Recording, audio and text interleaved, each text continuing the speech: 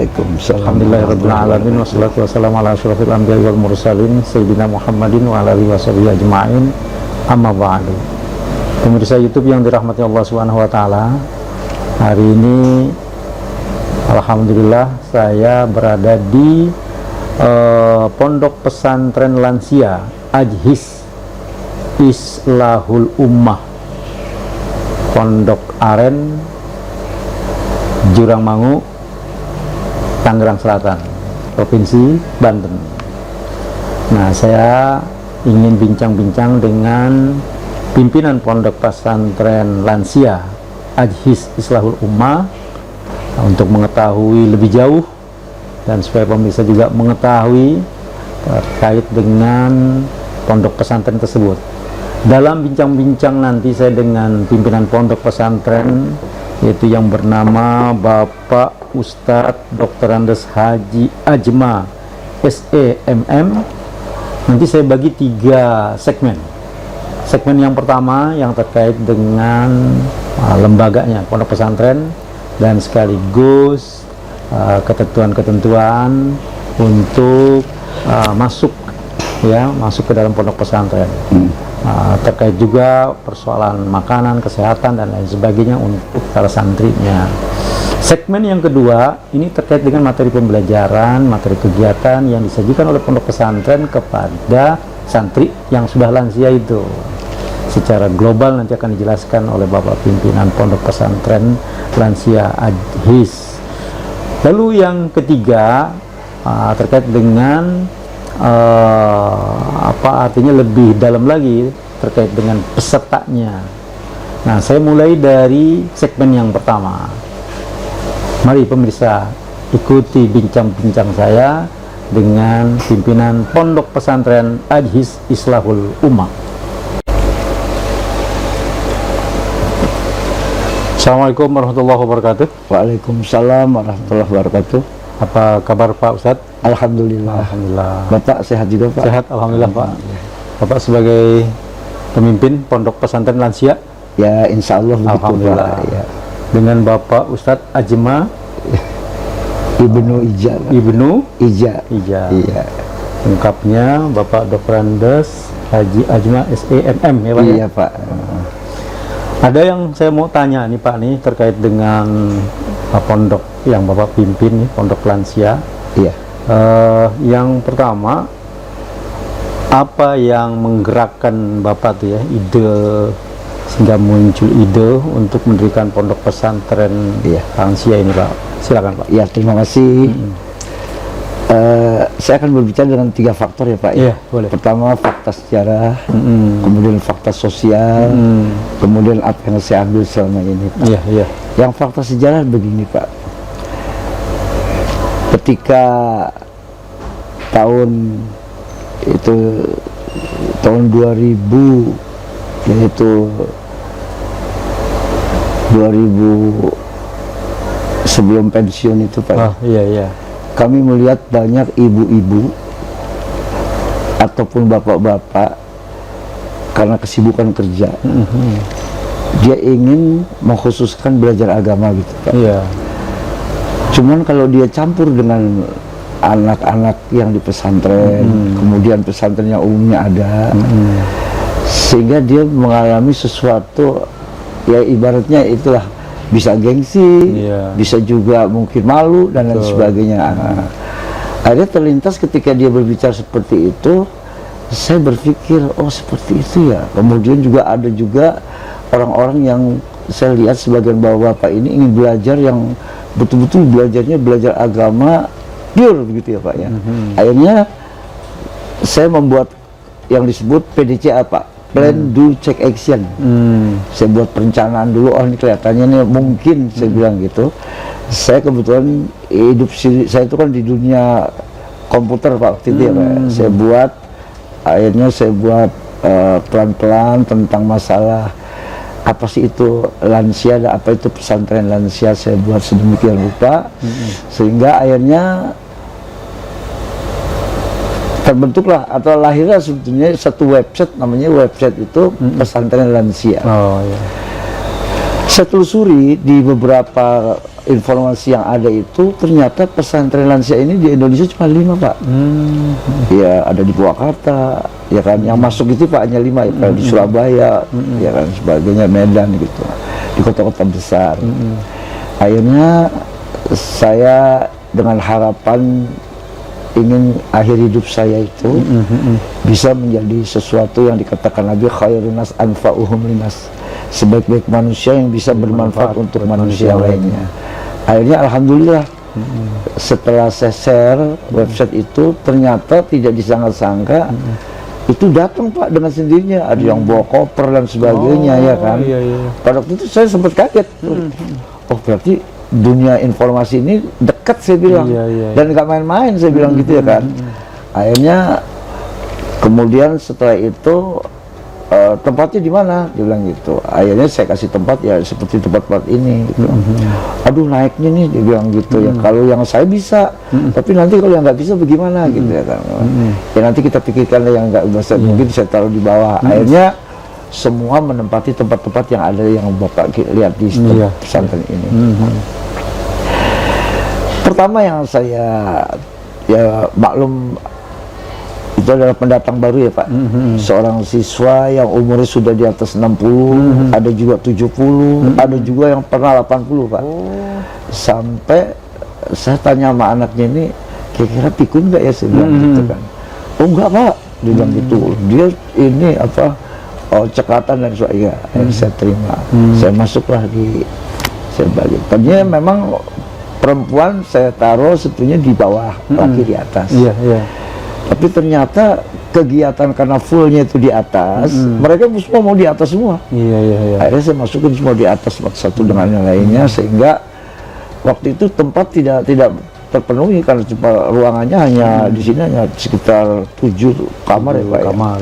Ah nggak apa-apa, saya mau tidur di mana juga nggak apa-apa, yang penting saya bisa bareng-bareng, ya udah ya. Saya bilang ingat kayak berangkat haji nih, saya bilang di maktab gitu ya kan. Ya sudahlah, akhirnya dapat tempat masing-masing. Jadi ada 2 lantai. Ada 2 lantai. Lantai ini yang kita dari di lantai 2 ini, lantai 2 ya. Di lantai apa di bawah ada lagi 1 lantai. Tapi kegiatan lebih banyak dilakukan di sini. Di lantai. Kemudian di bawah, terutama peserta-peserta pondok yang sudah memang benar-benar uzur, maka dikasih tempat di bawah. Gitu. Terus ini Pak, terkait dengan makanan ya, saya langsung saja ini. Oh iya benar-benar. Karena kan usia-usia udah, ini minimal berapa usianya rata-rata? Minimal itu sekitar 58 pensiun lah Pak. Udah, oh ya, jadi struktural kan 58, fungsional 60 ya. Jadi kalau orang kantor 58 ya udah pensiun, jadi di atas 58 rata-rata. Jadi rata-rata yang sudah masuk usia pensiun, bukan yang masih aktif, bukan ya? Iya, pensiunan rata-rata. Nah 58 ini kan dari segi makanan, jangan kan 58, di bawah 58 juga kadang-kadang kan udah banyak yang dipantang-pantang gitu. Bapak bagaimana caranya tuh menyajikan makanan kepada peserta pondok yang usianya sudah sepuh begitu ya? Itu bagaimana tuh? Begini Pak, ini menunjang supaya dia betah, kemudian supaya dia belajarnya juga merasa nikmat, tidak terganggu dengan makanan. Akhirnya kita bikin request makanan. Bapak makannya apa? Kayak kita di rumah sakit Pak, kalau kita sakit itu kan ditanya ya, Bapak menunya apa ini? Itu gitu. Ada tim juru masak saya ada. Dia bisa masak pokoknya apa aja ya. Yang memang sudah lama dia ngurus, bantuin saya di situ ya. Sehingga makan apa aja itu sudah ini dengan biaya seperti yang saya bilang tadi itu ya kan. Sehingga insya Allah kalau soal makan tidak ada persoalan sih selama ini. Alhamdulillah. Karena sesuai dengan permintaan dan sebagainya. Dan yang kedua lagi diimbangi juga dengan kondisi fisik yang diderita lah, kalau memang ada penyakitnya.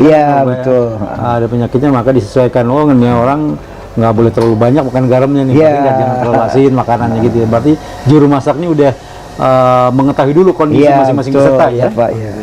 Ya kita harus memahami di situ. Betul. Terus yang berikutnya lagi Pak, terkait lagi nih, beda kan santri yang usia-usia remaja, anak muda kan dengan berhadapan dengan santri yang udah usia sepuh begini, problemnya kan memang luar biasa dari segi makanan, dari segi fisik, kesehatan. Jangankan dia masuk pesantren, di rumah sendiri kadang-kadang anak istilahnya agak kebingungan juga karena Iya. kondisinya beda-beda tuh. Iya. Ada yang di lutut, Iya. ada yang deritanya di ginjal, Iya. ada yang deritanya jantung, ada yang deritanya darah tinggi. Iya. Problema-problema yang dihadapi oleh lansia itu, apa ada petugas kesehatannya juga di sini? Begini, Nah, memang sebelum masuk ke lansia ini ada satu dialog tentang gitu. sakit apa, Oh gitu. kemudian obatnya ada atau tidak, kemudian lagi berjalan atau gimana dan sebagainya, sehingga kita akan tahu nanti, yaitu ketika dalam waktu dalam waktu berjalannya proses belajar mengajar itu kita akan lihat nanti kelihatan di situ. Oh iya. Dan kita kan memberi kesempatan tiap Sabtu Minggu dia tuh bisa untuk dikunjungi oleh keluarga. Kalau kita lihat jadwalnya tuh Sabtu Minggu ya. Jadi kadang-kadang Sabtu Minggu tuh kalau dia mau jalan-jalan dengan keluarga ya kita kasih. Oh iya. Atau dia mau ke dokter. Karena memang ada kegiatan. Iya. Oh begitu. Oke, terus yang berikutnya lagi, sebelum masuk ya, selain ketika dia sebelum masuk dia datang ke sini, itu ada persyaratan-persyaratan apa yang Bapak sampaikan, misalnya apakah memang atas keinginannya sendiri atau dipaksa orang dipaksa oleh keluarganya atau bagaimana itu ragamnya tuh mereka bisa sampai datang untuk ikut atau masuk ke dalam pondok. Ya maaf. Jadi dinamika lansia itu Pak, memang kalau dibilang penuh misteri bisa juga. Betul, ya betul. Kan? Yang kita lihat di mana-mana lansia itu satu dibilang egonya banyak, atau juga susah diatur dan sebagainya dan sebagainya. Ternyata kesimpulannya itu mereka itu butuh komunitas Pak. Oh. Oleh karena itu ketika dia berbareng di sini dia akan kelihatan tuh nanti sifat dan karakter masing-masing. Dan oleh karena itu kita di sini tuh para lansia itu juga menyadari akhirnya, oh ternyata bapak itu begini, bapak ini begini dan sebagainya. Dan karena pertama 3S itu yang kita laksanakan sini. Pertama adalah saling mengenal, yang kedua saling memahami, yang ketiga saling menanggung beban. Ternyata itu berjalan Pak. Alhamdulillah berjalan, sehingga kalau yang misalnya gini, ada kelihatannya disiplin makannya dia harus jam 7 gitu. Ya kan, kalau nggak jam 7 dia nggak jadi makan. Marah-marah dan sebagainya itu kan. Makanya kita bikin makannya prasmanan Pak di sini. Sehingga prasmanan itu bagi yang mau makan dibawa ke satu tempat, makanya ada ruang sebelah itu ruang khusus Pak. Ruang ini kalau dia mau santai silakan di situ. Kalau mau bareng-bareng di sini. Jadi kita kasih kebebasan gitu Pak. Tapi karena memang komunitas itu lama-lama ya sudah tua ya Pak, sering menyadari, akhirnya mereka terbina dengan sendirinya, terpengaruh dengan sendirinya, terdidik dengan sendirinya, sehingga akhirnya satu dengan yang lainnya itu tertutupi Pak, masing-masing menutupi di situ. Betul. Kalau anaknya datang ke sini pasti tanya, gimana Pak Ustadz gini, alhamdulillah sehat. Karena kebetulan kalau di rumah tuh susah hanya diaturnya, kadang-kadang kalau udah pergi pulangnya juga kadang-kadang nggak jelas, kadang-kadang juga wah macam-macam cerita itu kan ya. Insya Allah kalau di sini ya kan. Saya seperti itu. Itu kita bicara suka dulu ya Pak. Dukanya tuh waduh Pak. Karena ada juga dulu bekas tentara ya Pak ya. Dia kalau ini pulang itu kadang-kadang keluar itu dulu saya belum tutup begini Pak. Dia loncat Pak. Ya Allah. Loncat. Terus dia keluar. Saya cari kenapa dia nggak betah atau gimana? Dia pengen jalan-jalan ceritanya. Jadi jalan-jalan. Pengen jalan-jalan, dia pengen apa dan lain sebagainya ya. Cuma nggak bilang. Itu kan kunci kan saya kasih, kita bikin ketua kelas ya, kalau begini itu kan. Saya bilang ya udah. Akhirnya sama-sama menyadari, saya tutup, saya kasih kunci satu-satu. Ya, jadi kalau misalnya mau sholat ke masjid semua yang sehat ya Pak ya, dan tidak uzur ke masjid. Sholat fardu. Tapi untuk sholat malam kita di sini sholat. Itu yang kita lakukan seperti itu Pak. Oke, terus yang berikutnya lagi nih. Jumlah kan Bapak batasi ya. Jadi Bapak hanya menerima setiap gelombang sesuai dengan kamar yang tersedia. Maksimal berapa? Maksimal 7 Pak. 7. Oke, maksimal 7 dengan durasi waktu untuk belajar selama 4 bulan. Ya. Oke, jadi pemirsa supaya tahu begitu Pondok Pesantren Lansia Ajma, dan ini sangat menarik sekali karena dengan dengan ketentuan-ketentuan tadi betul-betul fokus perhatian dari pimpinan luar biasa. Dari segi kesehatannya, dari segi makanan dengan sistem request dan lain sebagainya. Terus kaitannya terkait dengan biaya, barangkali pemirsa supaya tahu juga itu peserta bagaimana Pak? Ya, jadi gini, biaya itu kita hitung satu ya Pak ya. Karena kita bukan selama itu pernah saya usulkan untuk bantuan dari pemerintah setempat.